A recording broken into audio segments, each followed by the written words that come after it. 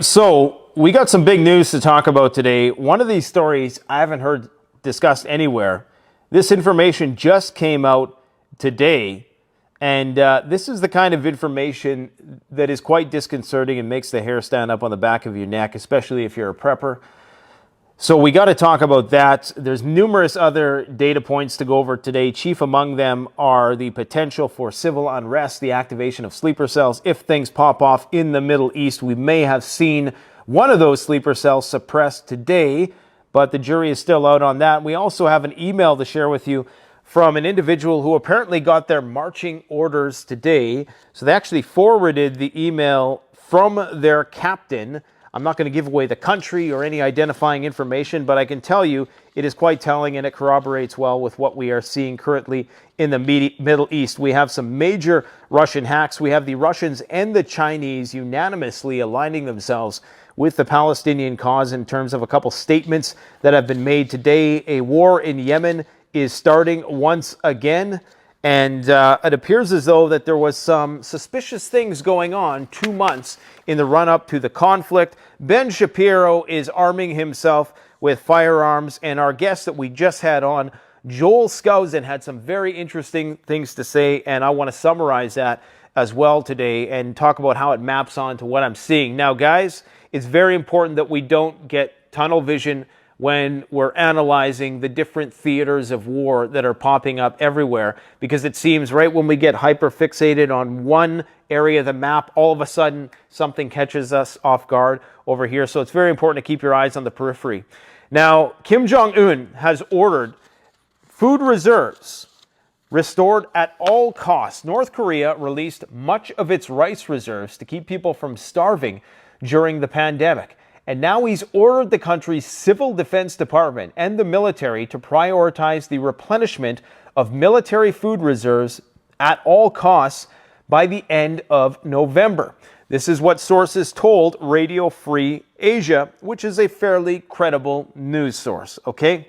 Usually the allotment of military provisions and other rations is determined at the end of December, once the autumn grain harvest has completely dried. But the deadline has been brought forward by a month, according to a source in the Ryanggang province. Hope I said that right. Yangang? I was thinking Andrew Yang, but yeah, Ryanggang. Some experts said the move was simply to restore reserves depleted over the past couple years because of the pandemic lockdown. This seems like a routine order to restore those wartime stockage levels now that trade with China has restarted, a former U.S. defense official who served in South Korea said. But others think that it could indicate that Kim is preparing for military provocations in the coming months with the United States and South Korea. Now, before I read this any further, it's important to note that just today, the U.S. and South Korea started yet again another military drill with F-35s, nuclear submarines, nuclear-capable F-35s, okay, that are all going to be upgraded to work with these B-61, B-61-7 nuclear bombs, and we'll talk about the false media narrative surrounding that and why it's not as big of a deal as a lot of people think, but it kind of is at the same time. Basically, they're forward deploying all the F-35s in the numerous theaters in Europe, in Asia, in the Middle East, everywhere on the map. They're sending out these F-35s, which are effectively going to be tactical nuclear deployment systems. Anyways, so right now as we speak, they are doing these military exercises. We haven't seen tensions riding so high, I think, in North-South Korea since the Korean War, okay? And Kim Jong-un hasn't even done another nuclear test yet. He's done a lot of ballistic missile tests. If you go over all the news data points through the year and you put them and you condense them, you'll see how much activity has been happening there in terms of U.S.-South Korean exercise. Anyways, that's just something important to note, that while they say this, okay, that we have about a month, according to Kim Jong-un, by the end of November to get those stockpiles tip-top. What does he know that we don't? Remember, North Korea, Moscow, China, Iran, they're all working together. Those are the big four. There's a lot of like auxiliary nations that are also allied with them, but they all know the plan, okay? And there is most definitely a plan. Now, each corps of the People's Army keeps a year's worth of food. Did I read this last part? But others said it could indicate that Kim is preparing for military provocations in the coming months against the United States and South Korea. Each corps in the People's Army keeps a year's worth of food for soldiers in case of war, and another 1 month's worth of food in case supplies are cut off during wartime. There is also rice that is stored for industrial use, and another 3-month wartime allotment for civilians. Wartime reserve food is largely divided between the national leader's share and the share that is stockpiled by the General Reserve Services Bureau for soldiers in case of war. Kim's instructions were just recently delivered at a lecture on October 21st. The instructions were as follows: to completely maintain the equipment and materiel of the regular army and civil defense forces, he said. They will be maintained so that they can be mobilized at any time, and to fill the wartime food reserve as a top priority. As a top priority. Now understand that right now the whole purpose of this new deployment of new tactical nuclear bombs that are already being rolled out and likely already readily available to these F-35 systems, the purpose is going to be for bunker busting. Okay, they're trying to fine-tune these, so it's very likely that these are going to be not airburst, but ground burst tuned tactical nuclear weapons, so that they can penetrate deep into the bunkers. Because everything the North Koreans, the Chinese, the Iranians, and the Russians have, the most important elements of their strategic arsenal are underground. So the North Koreans and the Chinese have been building vast underground networks for this potentiality. Remember the other day when I said that while we sit here and play video games and tweet things, they are spending every waking moment preparing for what they inevitably know will be a clash with the superpower, which is lurking just outside their borders. Imagine that you are one of these countries and you're surrounded either by the U.S. Navy or the U.S. military, and you're constantly seeing reconnaissance planes skim your international airways and boundaries and waterways, and you're constantly seeing their warplanes brush up against your border. What do you think you're going to be doing 24/7? You are going to be acting like you're preparing for an existential crisis all the time, digging and a digging and a digging. That's why they know the only way they can beat these countries is if they retrofit these F-35s with tactical nuclear weapon systems that can penetrate into bunkers, and we don't even know if they can at this point. Let me just say this first, okay? Because there's a story floating around. The U.S. is building bombs that are 24 times the size of Hiroshima. They had bombs. They've detonated bombs, I think, that are, the Tsar bomb was like thousands of times more explosive than the Hiroshima bomb. Even the tactical dial-yield nukes that the U.S. has right now are beyond the amount of kilotonnage that some of these bombs are going to be the new variant that's being released. So it's really not that much of a big deal. The only thing is that it's an upgrade. There's probably some new guidance systems in there. Maybe it's a bit more maneuverable. Maybe it's been more tuned for a ground burst. Maybe it's got better EMP effects. Well, maybe not if it's a ground burst. But anyways, I don't know. Nobody knows all the details. All we know is that they're upgrading one of their tactical nukes, and the media is running with it like, 24 times the size of the Hiroshima bomb. Well, we've had that for, 70 years. So that's not a big deal at all. Anyways, the instructions were to completely maintain the equipment and material of the regular army. Okay, I already read this, making food the top priority. And people had expected that the government food rations would be normalized in 2024 due to a good harvest this year, according to a source from Changgang province. And remember, the North Koreans now have a blank check for food from the Russians. The Russians have as much grain as the North Koreans are ever going to need. I guarantee you at their next military parade, they're going to be looking nice and plump. They're not going to be looking skinny like they were back in 2017. They're going to be marching maybe just a little bit slower. Bad joke. But now, if all the wartime food reserves have to be refilled, the residents won't have enough food to eat, she said. The country hasn't saved any food reserves for wartime in recent years. We often hear news that warehouse number 2, which stores city and country wartime food reserves, is empty, she said. Food reserve warehouses, and I don't necessarily believe this because Russia's got lots of food. They had a bumper crop this year. They're not going to let North Korea starve if North Korea is sending them artillery shells. So, take this with a grain of salt. But I do believe this article when they do say that this deadline has been imposed on this strategic wheat reserve or grain reserve. The United States Department of Agriculture predicted on August 28th that North Korea's rice production would be about 2.1 million tons, similar to 2022. Okay.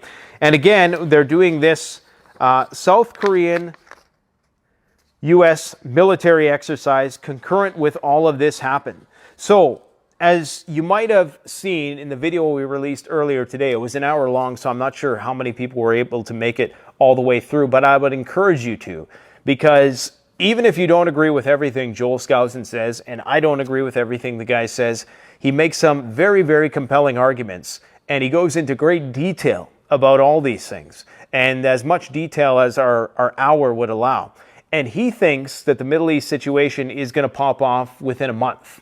Okay, I'm hearing people say that it's only going to be a couple weeks before things get really, really ugly in the Middle East, and they absolutely have a plan. Okay, and the only thing I'm suspicious of is why oil hasn't popped yet, and I think it's because Wall Street, as much as there might be a lot of insider trading that goes on, I think that they are quite myopic in their predictions, and they always get the long plays wrong. Typically, anyways, they get the long plays wrong. So I'm guessing that oil is going to spike. Perhaps there is a mitigating factor with the Saudis' ability to potentially pump more oil if they're still at the behest of the U.S., which apparently they are because they're allowing them to put missile defense systems within their country. And now there's a war brewing with Yemen, so they're probably going to need the U.S. support even more. So U.S. has that leverage, okay? And that's what this is all about, creating conflict. Now, one of the other things that Joel said in that video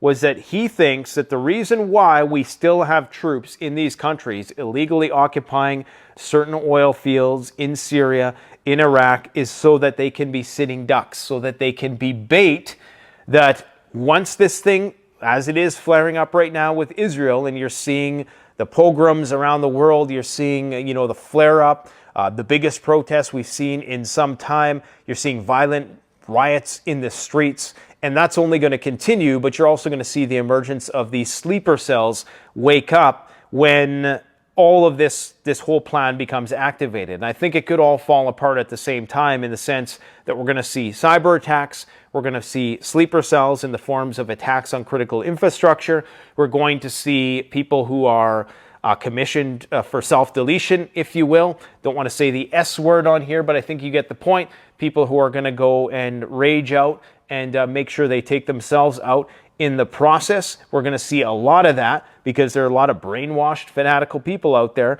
And this is going to beget a disproportional response from likely militia groups or whoever the case, and then that's going to turn into a problem eventually, as things always typically do, because fanaticism feeds on fanaticism. So you're going to have religious extremism feeding on nationalism and populism, and just this tribalistic, intense battle is going to ensue. Anyways, he's saying that in a month that's going to happen, but that how it's going to start is that the United States soldiers that are currently there, and there's not many, there's around 30,000, which is a sizable amount of soldiers, but that's peppered out through the entire Middle East, that once they are attacked in sufficient numbers, that it is going to warrant the U.S., who now has the largest amassing of warships, if you take NATO warships included in that, and whatever submarines are below the surface, if you take all of those carrier groups into consideration, they're going to have all the playing pieces in position to say, okay, now we have to declare war on somebody. Who's it going to be? Yemen, Iraq, Syria, Iran, possibly, who knows? But it maps on perfectly to this North Korea stuff, as if North Korea knows, and North Korea supports Palestine. North Korea supports Iran. In fact, there's a report that says that 10% of the weapons that are being used by Hamas come from North Korea. So this is, the lines between East and West have become abundantly clear in the past 18 months. There is no denying who's on what side, especially when you have China coming out today and saying, okay, we're removing the country of Israel from the map of Alibaba and Baidu. You have Putin coming out making a very aggressive condemnation of the way that Israel and the United States are conducting themselves in the Gaza Strip right now. And I haven't seen them that mad since the declaration of the SMO. Not that I necessarily think these people are humanitarians who actually care. We know that they're willing to take immense amounts of human losses. That's just proven by history. I'm talking about the Russians and the Chinese. In any authoritarian societies, one thing they do have at their disposal is manpower. Okay, but anyways, I want to read this mobilization order. Now, I questioned this individual about this, and I said, this kind of sounds a little verbose and pretentious. It sounds as though maybe this was written by ChatGPT 4 or something. So just take it with a grain of salt, but understand that this maps on 110% to what we are seeing right now. Okay, that numerous countries are deploying to this region that he's going to mention in here. And I'm not going to mention any names. I'm not going to mention the country of origin. But when I did ask him, why does it sound so pretentious? He said, well, that's just how the captain is around here. Okay, I guess he's like a failed literary scholar or writer or something like that. He says, I trust this message to dear all SNCOs and officers. I trust this message finds you in good health. Even as the intelligence I'm about to convey weighs heavily upon my heart, allow me to stress with utmost seriousness that I cannot read today. I'm sorry, guys. We're going to straighten this out from here on in, okay? That the contents of this mission are of the most sensitive nature, and I implore each of you to regard them as classified, divulging it to no one. So, well, I guess we're kind of divulging it a little bit. But the reality is, like I say, this is all open source intel at this point, and I'm not going to give away anything that is specific or will compromise anybody's national security, if this is even true. Okay, I'm taking everything with a grain of salt. We're living in the age of deepfakes and AI. Indeed, it has come to your notice that our world is currently entangled in a series of unprecedented and disquieting events within the Middle East. The situation has reached a level where the very fabric of security and regional stability is gravely imperiled. Like that statement, that's like written by not a linguist, but like a novelist or something.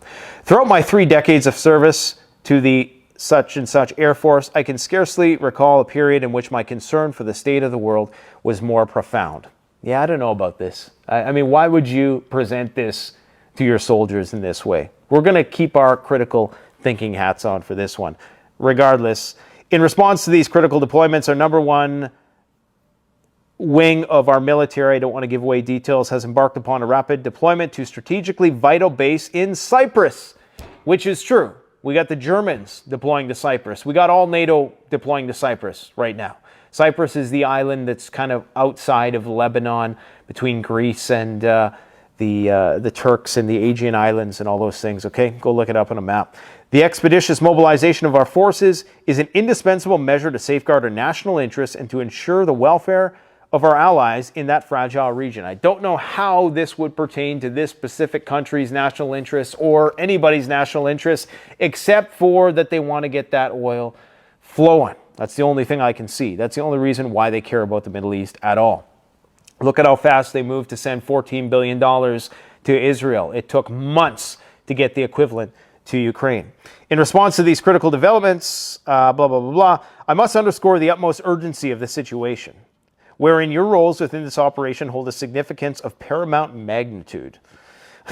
I don't know. Like you say, maybe it's just a pretentious caption. Failed writing student.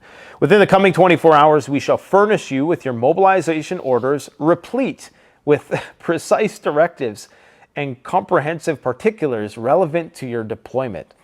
It is my foremost fervent aspiration that the governments embroiled in this crisis can, through diplomatic channels, secure a peaceful resolution. May the specter of military intervention be averted during these tumultuous junctures. I retain faith in the potency of diplomacy and ardently, why don't they just say, get your ass in the damn plane and get to Cyprus. Just take your damn orders. You're the frickin' captain, man. You don't have to provide this kind of rationale. Shit rolls downhill. In conclusion, permit me to convey my profound gratitude for your unwavering dedication and unwavering commitment to our distinguished service. The blankety blank Air Force, indeed, has been graced by the presence of exceptional individuals such as yourself, blah, blah, blah, blah, blah, and your valor will shine on brilliantly. Godspeed. Let us collectively beseech for a swift and harmonious resolution of these trying circumstances. Our thoughts and aspirations are irrevocably intertwined. I feel like the guy in The Matrix, the old guy, who's using words like irrevocably, intertwined with each of you as you embark upon this pivotal mission. Yours sincerely, guy I can't name, from country and division of the military I can't name. All right, well, whatever. We know that there's troops going to Cyprus, man. The shit's getting real. I got a message from a person who I respect greatly for their knowledge of what's going on in the world, and they have some grave concerns about the prospect of civil unrest ensuing in the form of, just everybody on edge right now with respect to the potential for these sleeper cells to be activated. Now, what is a sleeper cell? It is basically just an agent. It is a person who is incognito, a soldier, somebody who might have illegally crossed the border, the Muhammad Atta types, who are just awaiting orders to carry out a mission. And just like there is latent malware that exists on computers and backdoors into numerous programs that are waiting to be activated for a massive cyber attack that is likely going to accompany or precede World War III, there's also these people who are waiting to be activated and turned on throughout our society. And I would not be surprised if it all just started to happen at once. Because if you were trying to perpetuate